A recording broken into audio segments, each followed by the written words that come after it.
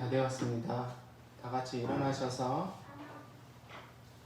우리의 생명으로 유일하시고 참되신 성부와 성자와 성령 삼위 하나님께 찬양과 경배를 드립니다. 예배로 초청하시는 우리 주님의 말씀을 듣겠습니다. 주여 내 입술을 열어주소서. 내 입이 주를 찬송하여 전파하리이다. 주는 제사를 즐겨 아니하시나니 그렇지 않으면 내가 드렸을 것이라. 주는 번제를 기뻐 아니하시나이다. 하나님의 구하시는 제사는 상한 심령이라. 하나님이여 상하고 통회하는 마음을 주께서 멸시치 아니하시리이다. 아멘. 찬송가 5장으로 찬양을 드리겠습니다.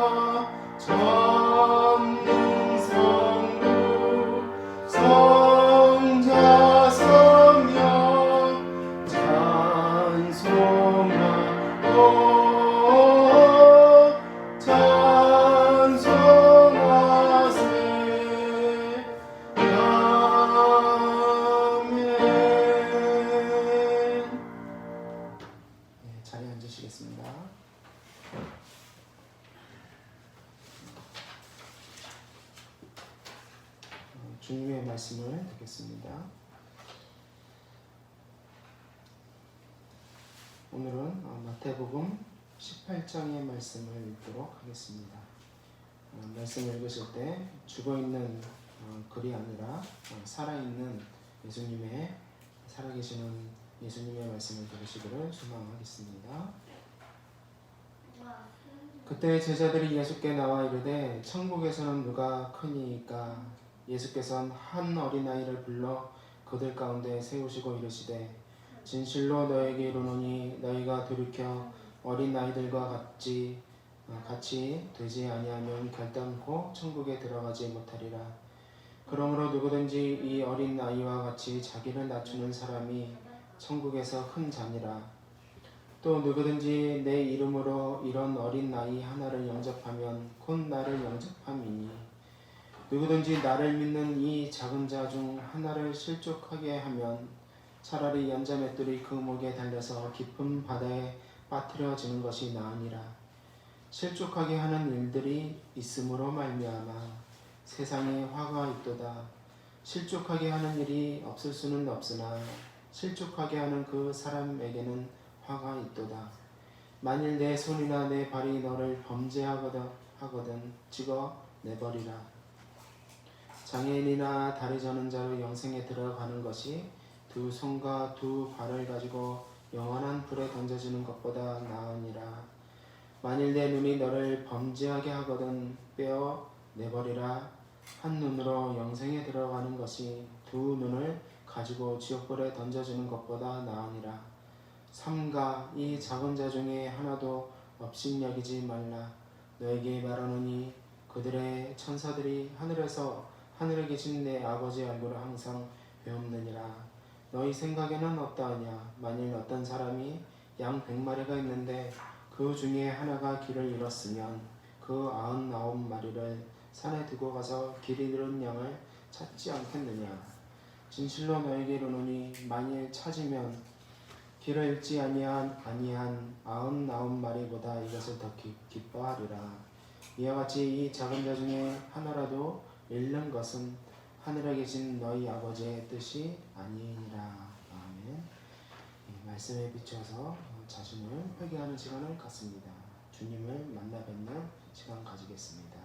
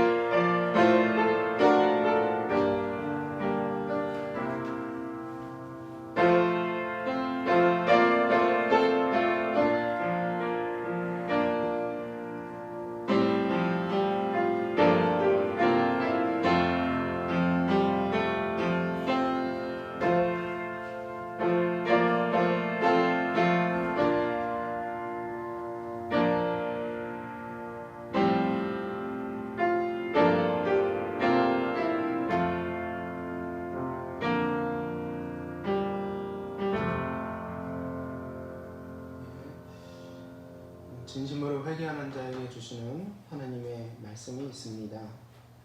우리가 아직 죄인 되었을 때 그리스도께서 우리를 위하여 죽으심으로 하나님께서 우리에게 대한 자기의 사랑을 확정하셨느니라. 그러므로 우리가 긍휼하심을 받고 때를 따라 돕는 은혜를 얻기 위하여 은혜의 보좌 앞에 담대히 나아갈 것이니라. 아멘. 사도신경으로 우리의 신앙을 고백하겠습니다. 전능하사 천지를 만드신 하나님 아버지를 내가 믿사오며 그 외아들 우리 주 예수 그리스도를 믿사오니 이는 성령으로 잉태하사 동정녀 마리아에게 나시고 본디오 빌라도에게 고난을 받으사 십자가에 못 박혀 죽으시고 장사한지 4일 만에 죽은 자 가운데서 다시 살아나시며 하늘에 오르사 전능하신 하나님 우편에 앉아 계시다가 죄로로서 산자와 죽은 자를 심판하러 오시리라.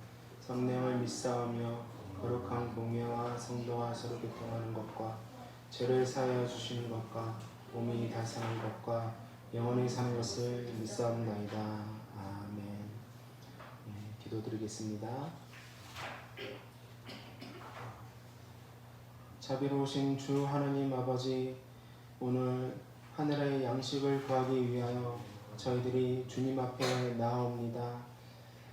아버지여, 저희 불쌍한 저희들을 받아주시고 오늘 한량없는 하나님의 커다란 은혜를 우리에게 베풀어 주시옵소서.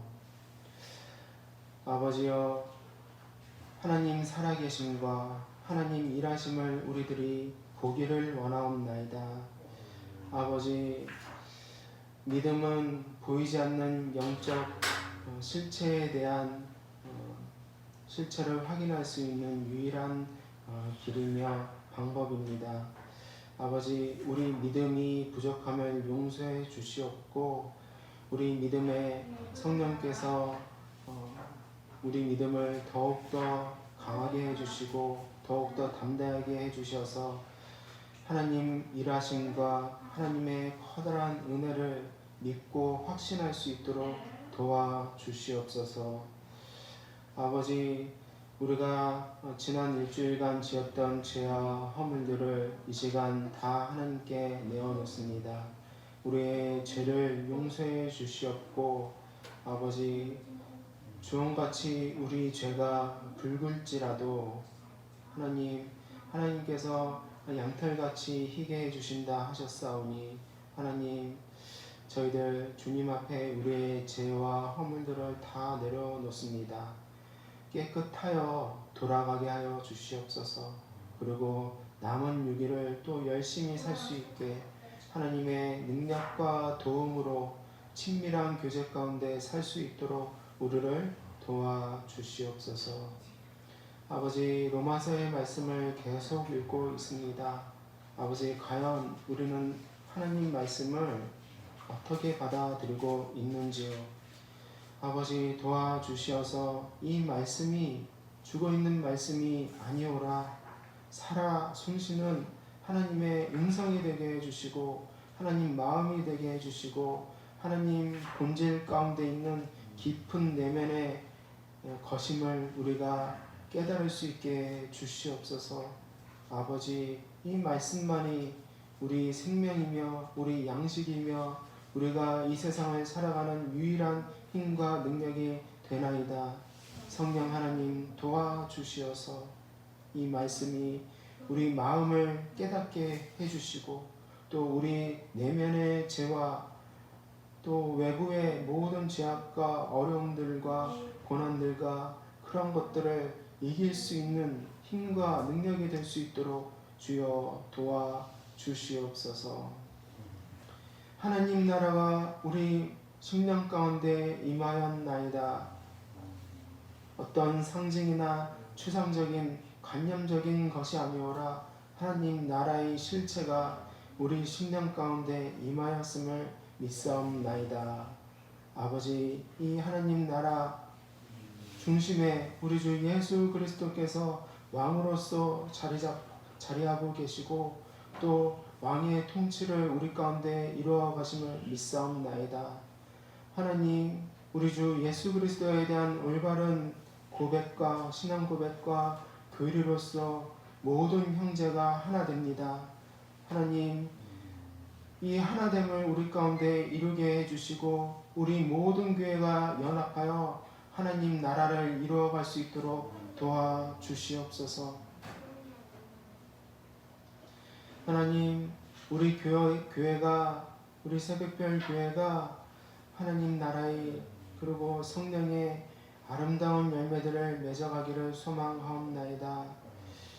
아버지, 선을 위하여 모든 것이 합력하여 선을 이룬다 하셨나이다. 아버지, 그 선은 하나님의 본체, 하나님의 본질임을 믿사옵나이다. 감히 어떻게 우리가 하나님의 본질에 참여할 수 있겠사옵나이까. 그러나 그러한 복을 우리에게 허락해 주신다 하셨나이다. 우리가 알지 못하는 이 구원의 신비에 관하여 우리 내면에 우리 심령 가운데 계시는 우리 성령님께서 탄식하시며 기도하신다 하셨나이다. 우리 구원을 이루어 가시는 삼위 하나님의 능력과 인도를 믿사옵나이다. 주여 도와주시어서 우리가 하나님의 위로 가운데 있게 해주시고 삼위 하나님의 도움 가운데 이 세상 나라를 이기고 승리할 수 있도록 도와주시옵소서. 감사드리며 주 예수 그리스도의 이름으로 기도드립니다. 아멘.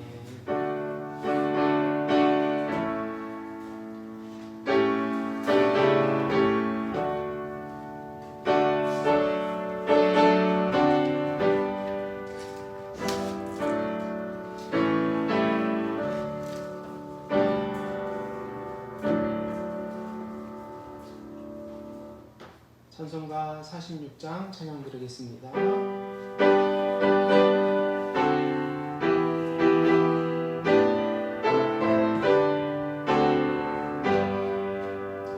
이날은 주님 정하신 참 기쁜 날일세. 온전하가 빈 주 앞에 다 찬송하여라. 오늘 부활하시고 사망을 이겼네.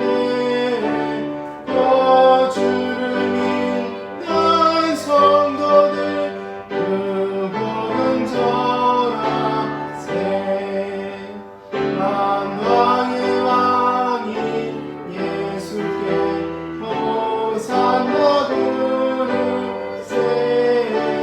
이날에 주가 오셔서 다 구원하시리. 금 권능 가진 구세주 살 길을 주려고 온 세상 만민 가운데 주 함께 계시네. 이날에 모인 성도를 호산나 부르세. 저 하늘 작은 천사도 나와 답하여라.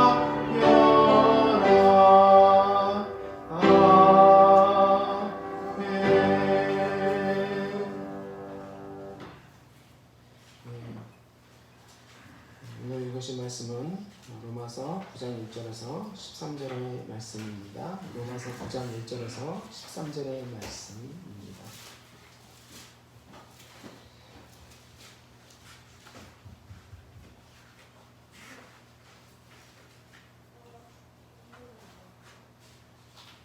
내가 그리스도 안에서 참말을 하고 거짓말을 아니하노라.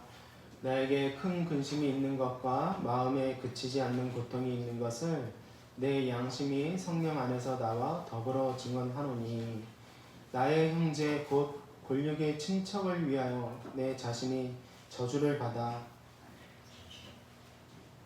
그리스도에게서 끊어질지라도 원하는 바로라. 그들은 이스라엘 사람이라. 그들에게는 양자됨과 영광과 언약들과 율법을 세우신 것과 예배와 약속들이 있고 조상들도 그들의 것이요 육신으로 하면 그리스도가 그들에게서 나셨으니 그는 만물 위에 계셔서 세세의 찬양을 받으실 하나님이시니라. 아멘. 그러나 하나님의 말씀이 폐하여진 것 같지 않도다. 이스라엘에게서 난 그들이 다 이스라엘이 아니요 또한 아브라함의 씨가 다 그의 자녀가 아니라 오직 이삭으로부터 난 자라야 내 씨라 불리리라 하셨으니 곧 육신의 자녀가 하나님의 자녀가 아니요 오직 약속의 자녀가 씨로 여기심을 받느니라. 약속의 말씀은 이것이니 영년 이때에 내가 이르리니 사라에게 아들이 있으리라 하심이라. 그뿐 아니라 또한 리브가가 우리 조상 이삭 한 사람으로 말미암아 임신하였는데 그 자식들이 아직 나지도 아니하고 무슨 선이나 악을 행하지 아니한 때에 택하심을 따라 되는 하나님의 뜻이 행위로 말미암지 않고 오직 부르시는 이로 말미암아 서게 하려 하사 리브가에게 이르시되 큰 자가 어린 자를 섬기리라 하셨나니 기록된 바 내가 야곱은 사랑하고 에서는 미워하였다 하심과 같으니라. 아멘.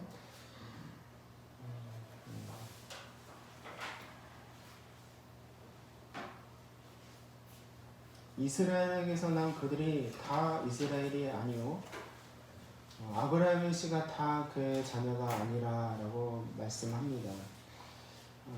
무엇을 말씀하는 것이겠습니까? 선택과 예정에 관한 교리를 이야기를 하는 겁니다.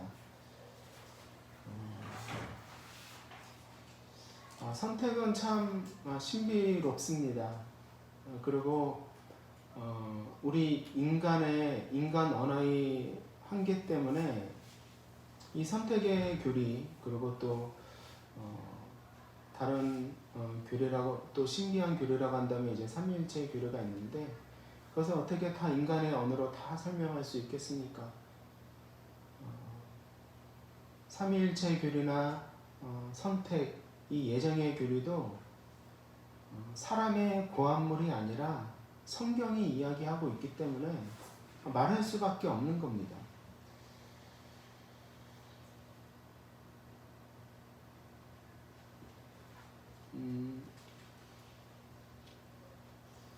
모순 하니까 이제 요즘 같이 모순된 시대는 없었던 것 같습니다.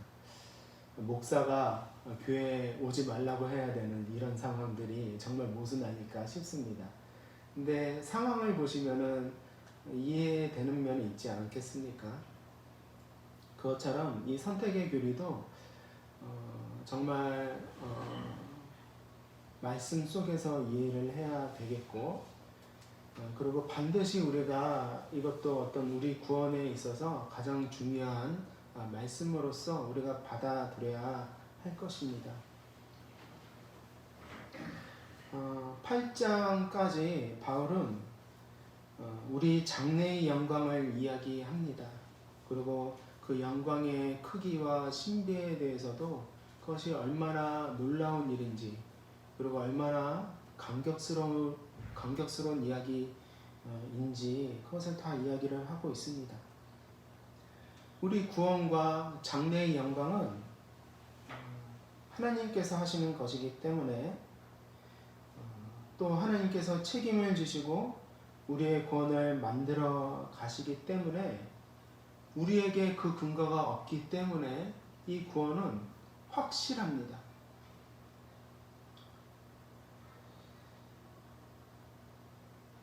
우리의 연약함을 또한 하나님께서 또 알고 계시기 때문에 이 구원에 대한 확신을 보증해 주시기 위해서 또 성령께서 우리 가운데 함께 해주시고 우리의 보증이 되어 주신다 하십니다.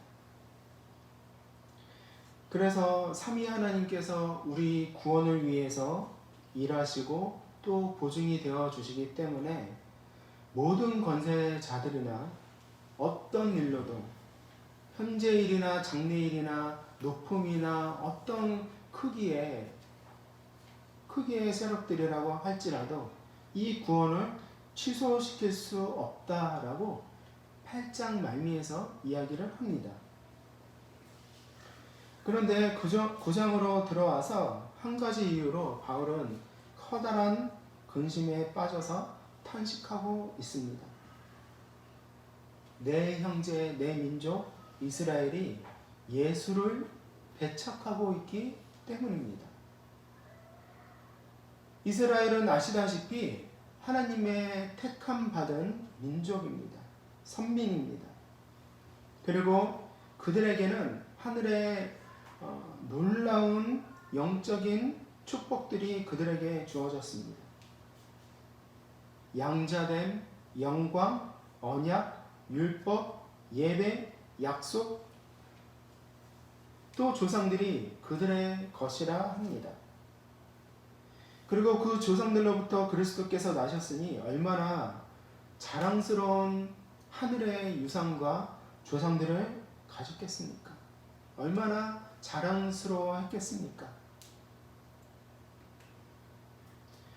여러분, 그 집안에 우리를 생각해 보십시오.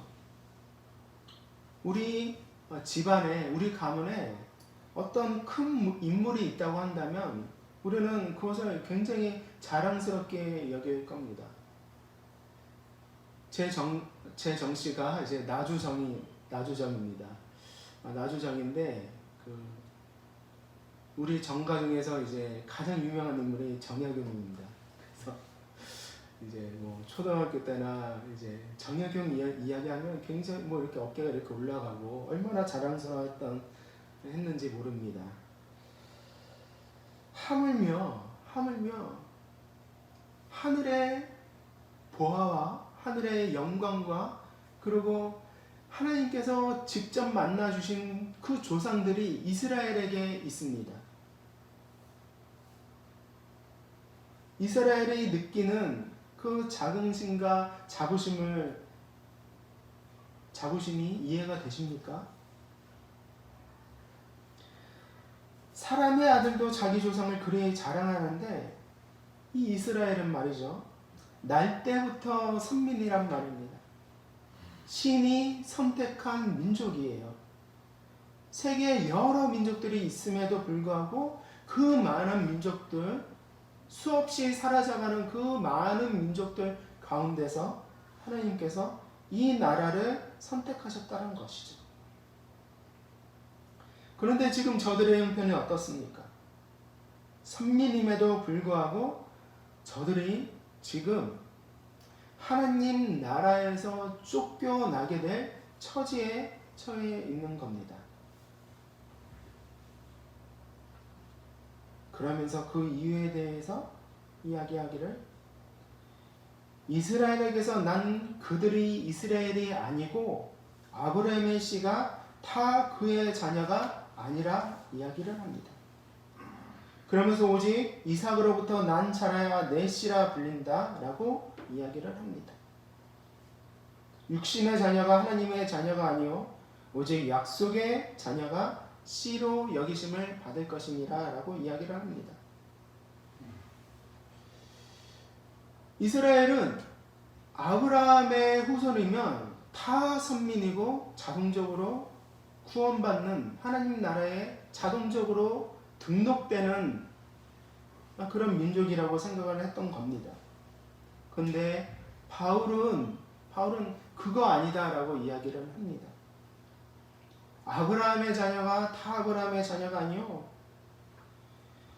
이삭으로부터 난 자라 내 씨라 불린다.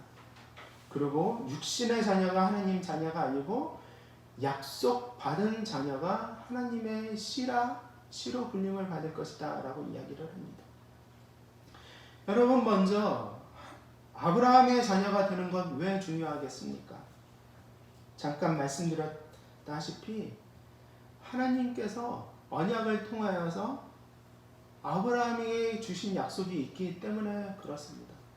그래서 유대인들은 이것을 놓치기 싫은 거예요. 아브라함에게 주신 그 약속, 아브라함에게 주신 그 언약의 축복들이 어마어마하기 때문에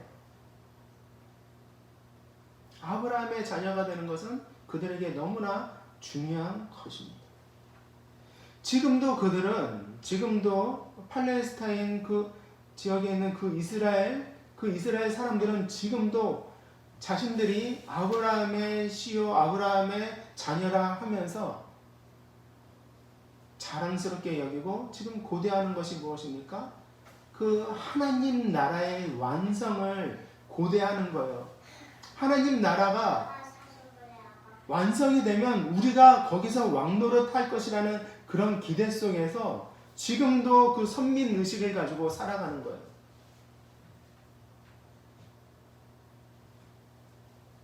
그런데 반대로 생각해 보십시오.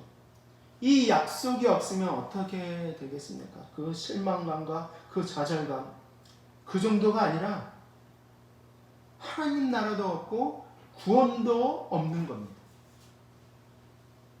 아브라함의 자녀가 아니면, 그 언약 백성이 아니면 하나님 나라의 백성도 아니고 구원받는 것도 아니란 말이에요. 이 약속이 없으면 아브라함에게 약속하신 그 축복의 내용이 세상 나라에게 복을 전해주는 그 내용이기 때문에 이 약속이 없으면 세상은 어둠과 절망뿐이 없을 것입니다. 그러나 다행히도 이 약속을 따라서 예수 그리스도께서 한치의 오차도 없이 이 땅에 오셔서 구원의 길을 열어주셨는데 그 구원의 좁은 길은 과연 누가 들어가냐라고 이야기를 하는 겁니다.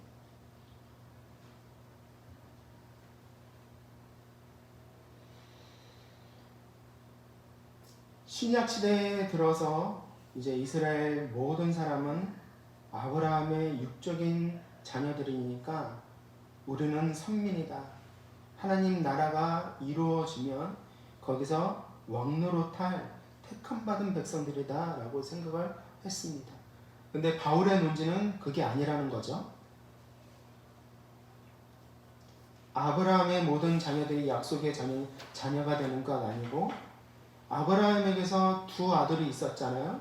두 아들이 있었는데 이스마엘과 이삭이 있었다. 봐라. 누가 선택받았냐? 이삭이 선택받았다라는 겁니다.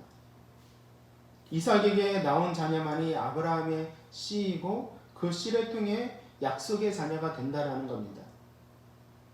그러면 여러분 혈통적으로 자동적으로 아브라함의 자녀가 되고 구원이 그런 식으로 결정된다면 사람들의 신앙과는 어떻게 될까요? 자동적으로 혈통적으로 날 때부터 그 사람은 선민입니다. 택함 받은 자들입니다. 그런 기계적인 구원의 체계를 받아들이게 되면 어떻게 되겠습니까? 하나님을 필요하게 될까요? 그렇지 않습니다. 그것을 구약 역사가 증명해 줍니다. 시간이 지남에 따라 이스라엘은 그들에게 주셨던 귀한 의식들, 그 의식들을 어떻게 보면 처음에는 진지하게 지켰을 수도 있었을 것 같아요. 근데 시간이 지나면서 그런 제사 제도들이나 그런 의식들은 그저 종교 생활의 기계적인 어떤 습관과 종교 생활의 수모품으로 전락하게 된 겁니다. 하나님께서 원래 그런 제사 제도와 의식들을 주신 이유는 오실 메시아를 대망하면서 살아있는 소망과 신앙을 가지고 메시아를 기다리라는 그런 이유로 제사와 의식들을 주셨는데 구약의 이스라엘은 어떻습니까? 간섭적으로 그냥 자기들은 아브라함의 자녀가 되는 것이니 자동적으로 구원이 베풀어지니 하나님을 참으로 찾을 필요가 없게 된 겁니다. 하나님을 찾는 신앙의 동기에 있어서 그 동력을 잃어버리고 늘 새롭게 되는 그런 새로움이 없이 습관적으로 하나님을 찾게 된 것입니다. 그리고 예수를 만나기 전에 바울도 그러한 유대인들의 신앙을 따랐던 것입니다. 그리고 예수님을 만나고 나서 자기의 모든 신앙 체계가 바뀌어진 것이죠. 유대인들 신념의 근거는 무엇이겠습니까? 그것은 구약 성경입니다. 창세기부터 말라기까지 그것이 바로 유대인들의 신앙의 근거예요. 그런데 우리도 똑같이 구약 성경을 하나님 말씀으로 받아들이는데 그들과 무엇이 다릅니까? 아니, 그들과 무엇이 달라야 하겠습니까? 유대인들은 그저 이 구약의 말씀을 문자적으로만 읽고 외우고 쓰고 기계적으로 해왔던 종교 생활의 근거가 구약 성경인데 죽어있던 비문에 그리스도를 대입하니 바울에게 죽어있던 이 구약 성경이 살아있는 말씀으로 영적인 문자가 되어버린 겁니다. 예수가 아니면 이 말씀은 그저 죽은 문자에 불과합니다. 바울이 자기의 신앙을 늘 새롭게 하는 그 신앙의 동력을 어디서 받았겠습니까? 바로 살아있는 이 말씀 속에서 받았던 것이죠. 그래서 바울의 글들을 보면 구약 성경에 대한 인용이 너무나 많이 있습니다.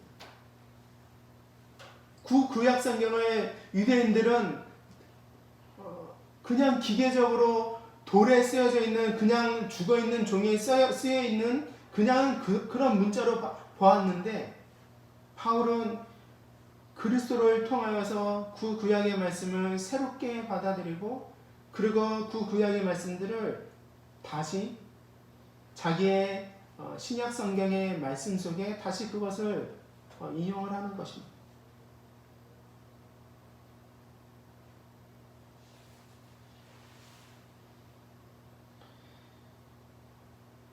아브라함에 관한 이 예화가 이제 창세기 12장부터 있는데 유대인들도 그 아브라함에 관한 본문을 똑같이 읽으니까 문자적으로 보면 바울이 읽은 성경과 같은 구약 성경이라고요. 같은 성경이라고요. 그런데 바울이 이 아브라함의 씨가 그리스도시라는 것을 깨달으니 성경을 보는 관점이 달라지게 되는 겁니다. 아주 오랫동안 관습적으로 교조주의적으로 봐왔던 그 성경이 그 깨달음으로 완전히 다른 말씀이 되어버리고 그것이 신앙의 동력이 된 것입니다. 돌 비문에 죽어있던 그 글귀들의 생명을 불러일으키는 이가 바로 예수 그리스도이십니다. 모세는 돌판에 있는 계명을 이스라엘 백성들에게 주었을 뿐이지만 예수 그리스도께서는 이 말씀을 살아있는 말씀으로 우리 심령 가운데 새기시는 것이죠. 아브라함의 본문을 한번 살펴보십시오. 아브라함의 본문이 이제 창세기 11장 후반부터 아브라함의 이야기가 나오는데 그 중에서 자녀를 갖는 것이 16장에 나옵니다. 아브라함의 자녀는 먼저 그 첩에게서 나온 이스마엘입니다. 그리고 이어서 사라에게서 나온 자녀가 이삭이고요. 그러니까 첫 아들은 처에게서 얻은 이스마엘입니다. 근데 장자권은 누가 가져갑니까? 이삭이 가져가죠. 장자권을 갖는다는 말은 이제 아브라함의 적통 후손이고 아브라함에게 주셨던 하나님의 약속을 이어받을 자녀가 된다라는 말입니다. 여러분, 왜 장자권을 이삭에게 주셨겠습니까? 하나님께서 사라의 몸에서 나온 이가 너의 씨라 하셨습니다. 왜 하나님께서 이삭을 선택하셨는지 생각해 보면 그냥 우리 인간적인 생각으로 보면 이렇습니다. 본처 사라의 자녀이니까 그렇게 하셨다라고 생각을 할 수도 있습니다.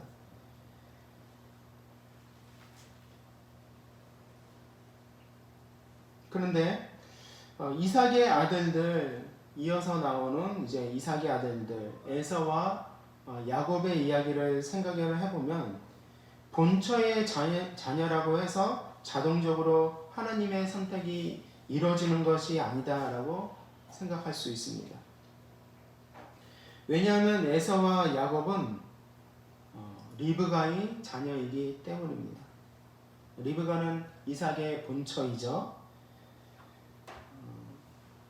아브라함의 경우를 생각해 보았을 때 이제 엄마가 다르잖아요.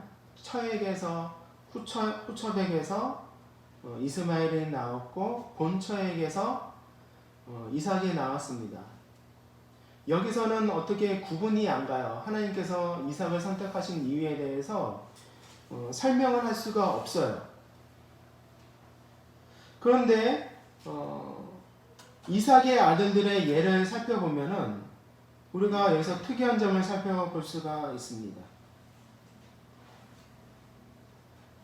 본처에게서 두 아들 에서와 야곱이 나왔고 결론적으로 하나님께서 야곱을 선택하셨기 때문에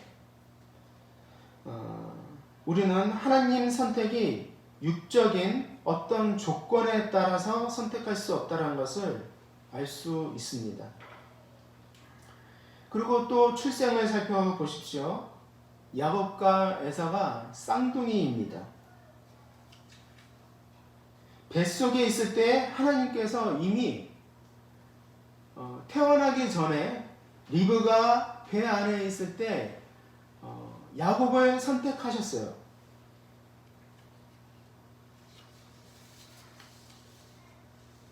본처에서 태어났고 둘 사이에 차이가 없습니다. 또 자라는 모습, 성장의 과정을 살펴본 후에 하나님께서 선택하셨다라고 한다면 둘 사이에 어떤 더 좋은 면이 있어서 어떤 차이가 있어서 야곱을 선택하셨다 하겠는데 이런 성장의 차이가 생기기 전에 어머니 뱃속에 있을 때 하나님께서 야곱을 선택하셨단 말입니다. 아무런 차이가 없을 때 사람에게서 어떤 조건이 만들어지기 전에 하나님께서 야곱을 선택하신 겁니다.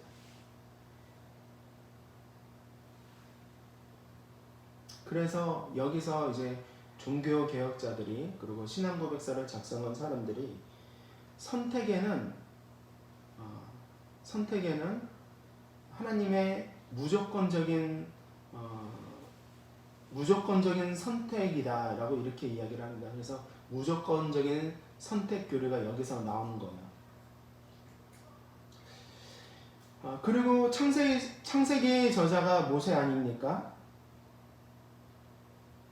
그리고 모세는 이 야곱과 에서의 이야기를 적을 때 에서가 야곱보다 더 뛰어나다라는 뉘앙스로 글을 씁니다.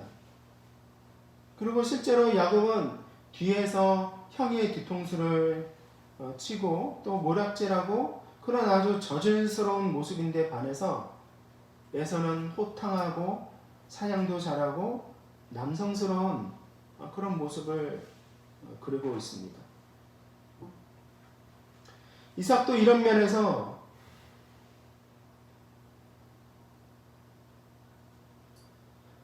어떤 조건과 어떤 잘남이 있어서 이삭을 선택했다라고 말을 할 수가 없는 것입니다.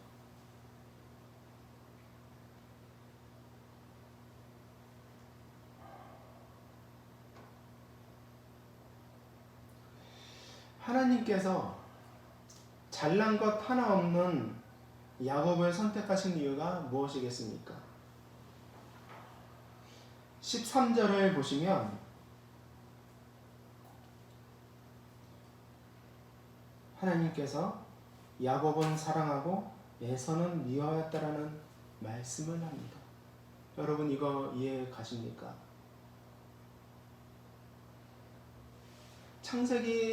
창세기로 돌아가서 살펴보면 이유가 없어요. 야곱을 사랑하시고 에서를 미워했다라는 그 근거가 사람에게 없다는 것을 알 수가 있어요. 어떻게 그 하나님의 사랑과 하나님의 선택을 인간적인 조건으로 이해할 수 있겠습니까? 왜 야곱을 선택하시고 그리고 그 야곱에게서 이스라엘 족속을 만드시고 그리고 열방을 위한 이 나라를 만드셨는지 우리는 이해가 안 됩니다. 그런데 하나님께서 어떻게 야곱을 사랑하셨는지는 알 수 있어요. 왜 야곱을 선택하셨는지는 모르지만 어떠한 방식으로 야곱을 사랑하셨는지는 알 수가 있습니다. 그리고 이것이 바로 자기 민족이 떨어져 나가는 것에 대한 그 고민에 대한 답으로 내놓은 것이 바로 이 13절의 말씀이에요.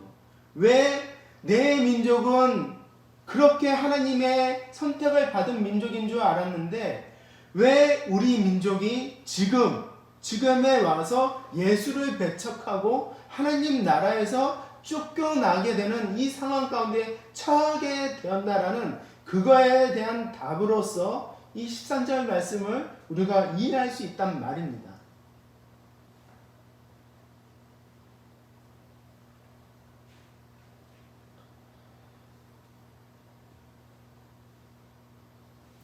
아브라함의 자녀들 중에 이스마엘과 에서가 갈라져 나왔듯이 이스라엘 백성 중에 여러분 이스라엘 백성 중에 그 안에 참 이스라엘이 있다라는 거예요. 진짜 이스라엘이 있다라는 거예요. 모든 이스라엘이 이스라엘이 아니라 그 이스라엘 중에 하나님의 택함을 받은 이스라엘이 있다라는 겁니다.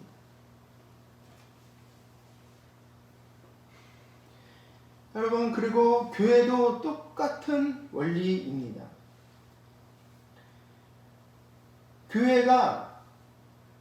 교회를 이제 종교개혁자들이 이야기를 할 때 가시적 교회와 비가시적 교회가 있다라고 이야기를 합니다. 보이는 교회와 보이지 않는 교회가 있다라고 이야기를 합니다. 보이는 교회가 다 보이지 않는 교회가 아니라 교회가 다 참다운 교회가 아니라 그 교회 안에 참다운 교회가 있다라고 이야기를 하고 있는 거예요. 다른 말로 알곡과 가라지를 할 수 있겠습니다. 그런데 그러면 어떻게 한 공동체 안에서 우리가 어떻게 사람이 외형적으로 그 사람이 택자이며 유기자라는 것을 알 수 있겠습니까? 바울이 지금 이 문맥에서 이야기하는 것은 그리고 성경 어느 문맥에서도 너는 가라지고 너는 알곡이다 구체적으로 명시적으로 이야기하는 거 아닙니다. 너 알곡이야 너는 가라지야 이거 이야기하려고 하는 게 아니라고요. 물론 후대에 역사적으로 관찰을 해보니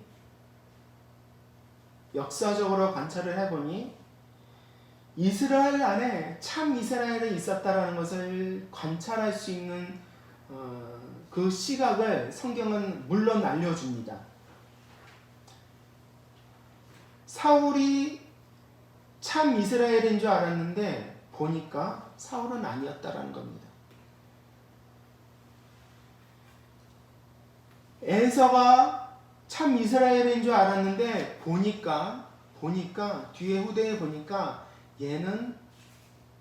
이 사람은 참 이스라엘이 아니었다라는 겁니다.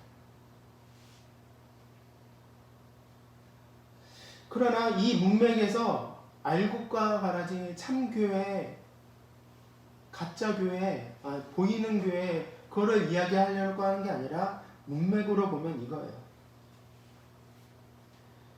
제가 언젠가 이 9장 13절에 관한 이 부분만 떼어서 이제 예정에 관한 설교를 했던 적이 있죠.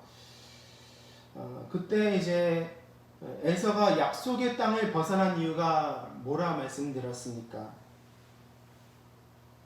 하나님께서 야곱만 선택을 하시고 에서는 버리셨기 때문에 에서가 약속의 땅 가나안을 떠나서 에돔을 떠났던 겁니까? 그거 아니라고 했잖아요. 자발적으로 자기의 즐거운 것을 따라서 자기의 인생의 즐거움을 가지고 에돔으로 간 거예요. 왜요? 에돔이 더 살기 좋으니까. 보면 에서가 가나안에 있을 때 두었던 자녀들의 이름은 하나님과 관련된 이름으로 아이들의 이름을 지어줬어요. 근데 에돔 땅에 가서 낳은 아이들의 이름을 살펴보면요, 하나님과 전혀 관련 없는 이름들이에요. 거기서 나는 식물과 동물들에 대한 동물들로 아이들의 이름을 지어준 거예요. 왜요? 그게 좋은 것이니까. 자기 눈에 보았을 때 그게 좋으니까 아이들에게 그 이름을 지어준 겁니다. 하나님께서 떠밀어서 간 거 아니라, 에서가 떠밀어서 가나안을 떠난 것이 아니라 자기 즐거움을 가지고 에돔으로 간 것입니다. 반대로 야곱은 어떻습니까? 형한테 사기쳐서 가나안을 떠날 수밖에 없는 상황이었지만 내가 언젠가는 이 가나안으로 다시 돌아올 것입니다 라고 이야기를 합니다.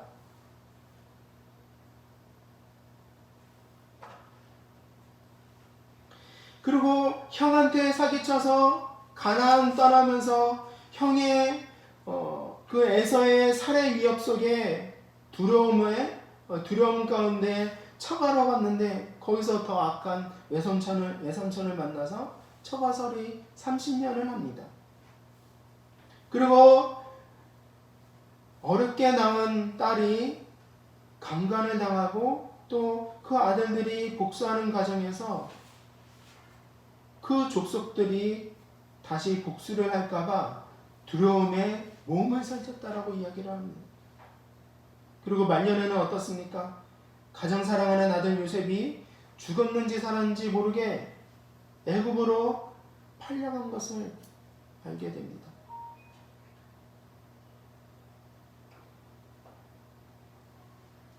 그것을 하나님께서 야곱은 사랑하고 에서는 미워하셨다라고 이야기합니다. 하나님 사랑의 방식 이해가 되십니까? 하나님께서 이 사람을 사랑하셨다고 한다면, 이 사람을 선택하셨다고 한다면 오히려 더 반대의 입장이 되어야 하는 거 아니겠습니까? 여러분, 하나님 사랑의 방식이 무엇입니까? 하나님 선택의 결과가 무엇입니까?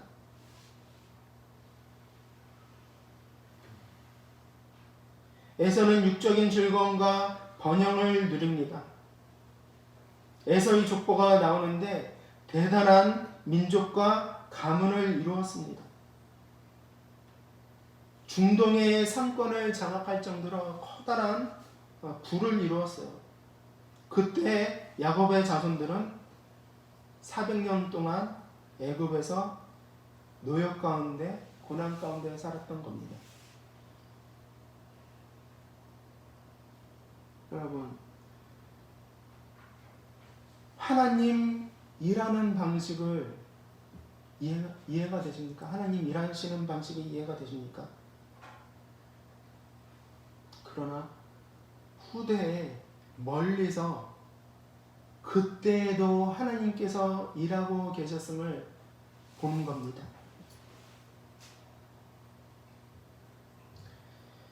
고난과 여러 어려움들이 참 신자에게 몰려옵니다. 참 이스라엘에게 고난과 어려움들이 몰려옵니다. 그래서 마치 외적으로 보면 이 교회가 가짜 교회 같아요. 마치 참교회에서 떨어져 나간 가짜 교회인 것처럼 그렇게 무시를 당하고 어려움을 당합니다. 세상이 교회를 하나님 나라에서 떼어내듯이 그런 파고가 신자에게 몰려옵니다. 그리고 그런 어려움들이 개인의 선택이든 외부의 어떤 강제적인 일로 그런 일들이 생기든지 간에 그러함에도 불구하고 하나님은 여전히 그 택자들을 향하여 일하고 계시다라는 겁니다. 에서가 자기의 즐거움을 찾아 떠나갈 때 하나님께서 말리지 않으셨어요. 그냥 그들이 가도록 내버려 두셨습니다. 그러나 참 신자 야곱은 어떻습니까? 그러한 고난 가운데서도 교회를 생각하게 하시고 약속의 땅을 바라보게 하셨습니다. 어려움들과 고난과 역경 속에서도 하나님 나라를 야곱은 늘 생각하고 있었습니다. 이런 소망이 어디서 생겼겠습니까? 하나님 일하심의 증거가 바로 택자의 참 이스라엘의 소망 가운데 담겨져 있는 겁니다.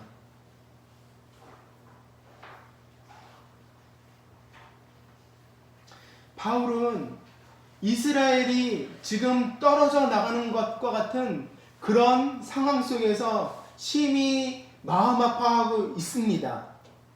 그럼에도 불구하고 바울이 찾은 답은 하나님께서는 여전히 그 이스라엘 가운데서도 참 이스라엘을 위하여 일하고 계신다는 겁니다.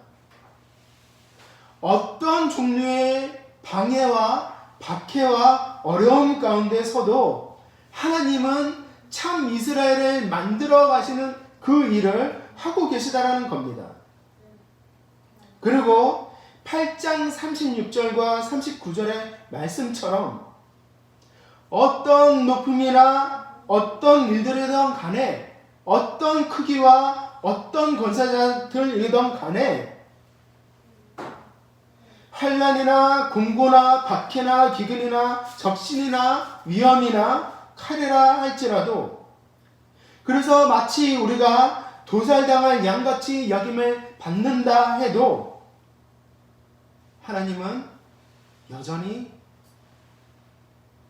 참 신자들을 위하여 일하고 계시고 그리고 그러한 그리스도의 사랑에서 그들을 끊을 수 없다라는 고백을 하는 겁니다.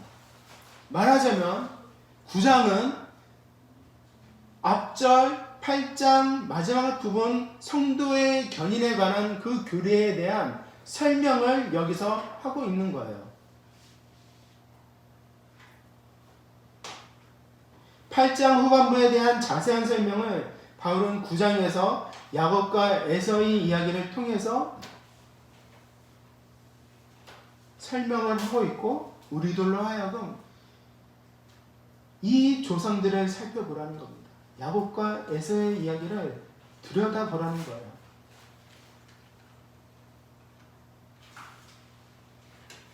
하나님께서 누굴 선택하시고 누굴 미워하시는지 우리는 모릅니다.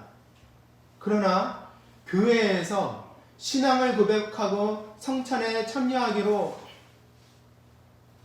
동의를 한 회원들과 함께 우리는 한 형제임을 고백할 뿐입니다. 그러나 영적이고 참다운 이스라엘은 그 안에 있음을 우리는 알아야 합니다. 여러분, 믿고 싶어서 하나님을 믿을 수 있습니까? 내가 믿고자 해서 하나님을 믿습니까? 내가 이런 신앙 고백을 하려고 해서 내 의지를 가지고 신앙 고백을 합니까? 내가 고백하기 전에, 내가 믿음을 가지기 전에, 그 전에 하나님께서 내 안에서 어떤 일을 이루어 주신지를 생각을 해보면 우리는 하나님을 두려워할 수밖에 없습니다.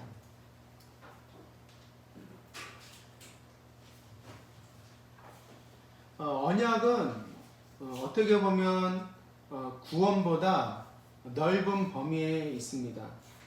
그래서 아브라함과 언약을 하나님께서 맺으실 때 그 언약의 수혜자들은 이스마엘도 포함되는 거예요. 이스마엘과 야곱이 그 언약에 포함되는 거예요. 근데 그 언약의 축복들을 왜 택자가 아닌 에서나 이스마엘이 받았겠습니까? 참 신자의 축복이 너무나 크기 때문에 야곱의 축복과 이삭의 축복이 너무 크기 때문에 어떻게 보면 떡고물을 먹고 있는 겁니다. 에서도 이스마엘도 참 신자에게 주신 하나님의 그 축복의 떡고물을 먹고 있을 뿐이에요.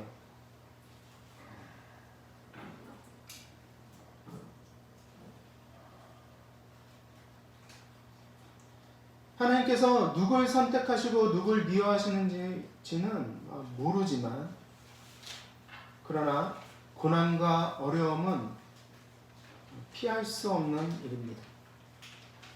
그럼에도 하나님은 거기서 참 이스라엘을 보호하시고 사랑하시는 일을 변함없이 실패함 없이 이루어 가십니다. 자발적으로 하나님을 배척하는 이스라엘은 마치 에사가 스스로 가나안을 떠나 에돔으로 자기 거취를 정했던 그 모습을 떠올리게 합니다. 누가 그러라고 한 건 아닌데 그들은 스스로 그렇게 한 겁니다.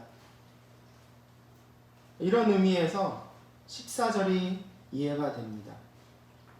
그런즉 우리가 무슨 말하리요? 하나님께 불의가 있느냐? 그럴 수 없느니라. 모세가 모세에게 이르시되 내가 긍휼히 여길 자를 긍휼히 여긴다. 그러면서 사람이 원한다고 하여 이 일이 되는 줄 아느냐라고 이야기를 합니다. 여러분 무서운 말씀입니다. 내가 믿고자 하여 그렇게 하는 것 아니고 내가 그리스도를 붙잡으려고 하여 붙잡을 수 있는 일 아니며 내가 원한다고 하여 남는 것이 아닙니다. 사람이 원한다고 하여 되는 일도 아니고 다른 박질과 노력으로 얻어지는 일도 아니라고 이야기를 합니다. 다 그것은 하나님으로부터 말미암은 일이라고 이야기를 합니다. 여러분, 구원이 그리고 우리 선택이 우리의 능력과 우리의 의지대로 된다라고 생각하면 큰 착각을 하고 있는 겁니다. 그래서 바울이 우리에게 권하는 말씀이 두려움과 떨림을 가지고 너희 구원을 이루어가라 라고 이야기를 하는 겁니다.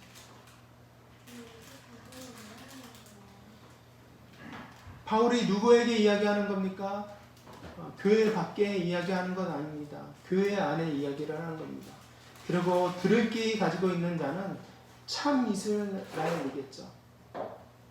들을 귀 있는 자는 두려움과 떨림을 가지고 내 구원을 기뻐하면서 내가 할 수 없는 이 구원의 선택을 하나님께서 해주셨기 때문에 하나님에 대한 경외와 두려움과 떨림을 가지고 하나님을 따르는 겁니다.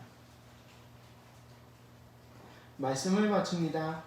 지금 이 시대에 세상과 교회를 보면 정말 우리가 알 수 없는 일들이 너무나 많이 일어나고 있습니다. 그리고 드는 생각은 과연 하나님은 어디에 계시는가? 그러나 바울의 관점에서 보면 하나님은 여전히 열심히 일하고 계십니다. 세상 속에서 교회를 구분해 내시고 그리고 교회 안에서 참 이스라엘을 속아내는 일을 하고 계십니다. 그리고 우리의 주권자께서는 한치의 빈틈도 없이 자신의 일을 이루어 가고 계십니다. 그 일이란 바로 우리 구원의 완성을 이루시는 일입니다. 이런 하나님을 두려움과 떨림으로 경외하시는 여러분 되시기를 소망하겠습니다. 기도하겠습니다. 아버지여, 우리 믿음과 우리 구원은 우리의 능으로 된 것도 아니요 우리의 노력으로 된 것도 아닙니다.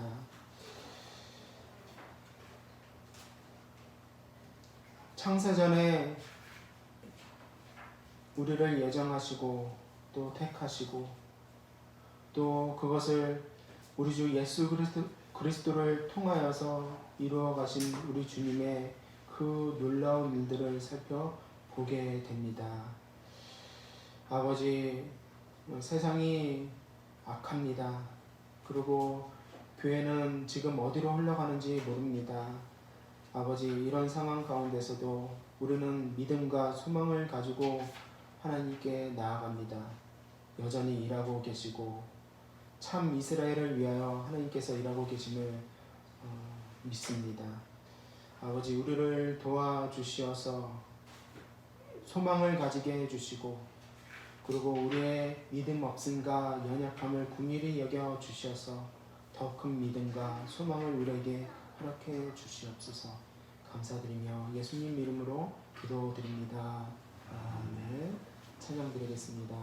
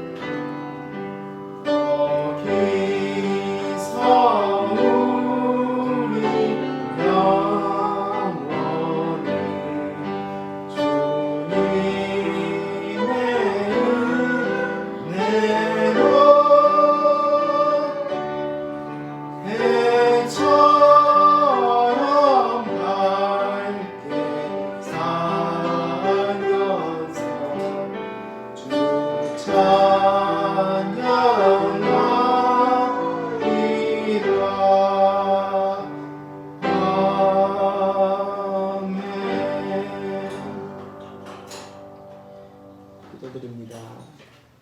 주 하나님 아버지, 우리의 마음을 담아 오늘 헌금을 가지고 왔습니다. 아버지, 우리의 마음을 받아 주시옵소서. 아버지, 우리의 양식 벌기가 더 힘든 시대 가운데 살고 있사옵나이다. 그럼에도 불구하고 우리를 넉넉해 해주셔서 이렇게 헌금 드릴 수 있게 해주시고, 또 우리의 생활에 큰 어려움이 없게 해주심을 감사드리나이다. 아버지, 모든 것 하나님의 은혜이나이다. 교만하지 않게 해주시고 겸손히 하나님께 나의 생명과 모든 것을 맡기며 오직 하나님을 의지하는 삶을 살 수 있도록 도와주시옵소서. 모든 것이 우리 주님에게서 나옵나이다. 아버지, 저희들에게 믿음을 주시어서 하나님 나라를 보게 해주시고 경험하게 주시옵소서. 예수 그리스도의 이름으로 기도드립니다. 아멘. 성찬을 나누겠습니다. 질문하겠습니다. 이 두 성례, 세례와 성찬을 한번 받고 나면 충분한 이유는 무엇입니까? 시작. 세례를 통해 하나님께서는 우리를 당신의 교회 안으로 인도하여 처음 영접해 주십니다. 그러나 일단 영접해 주신 후 하나님께서는 계속해서 우리를 영적 양식으로 먹여 주시겠다는 의도를 성찬을 통해서 분명히 가르쳐 주셨습니다. 아멘. 성찬을 나눕니다. 찬양드립니다.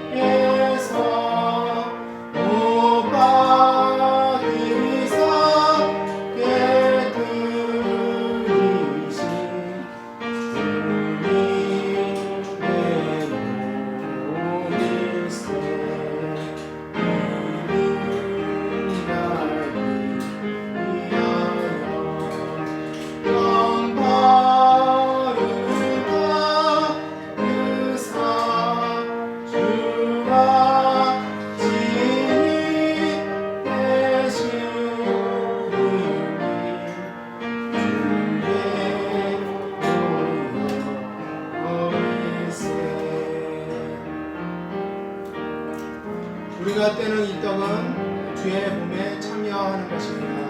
받아 드십시오.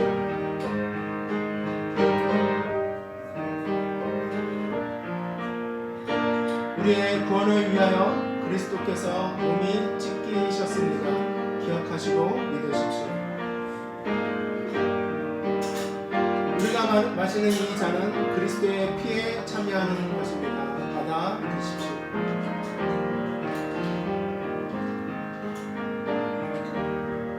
그리스도의 피와 살을 통하여서 우리는 그리스도의 몸에 참여하고 연합합니다.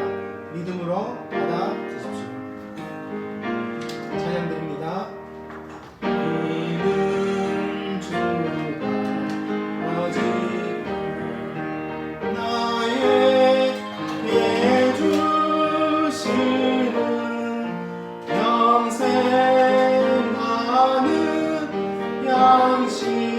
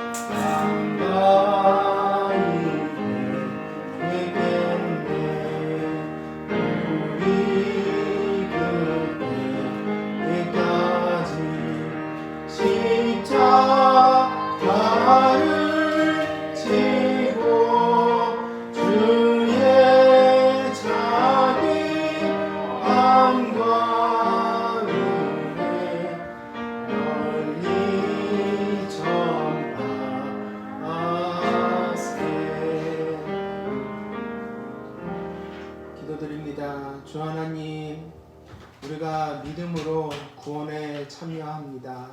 그리스도의 몸에 참여합니다.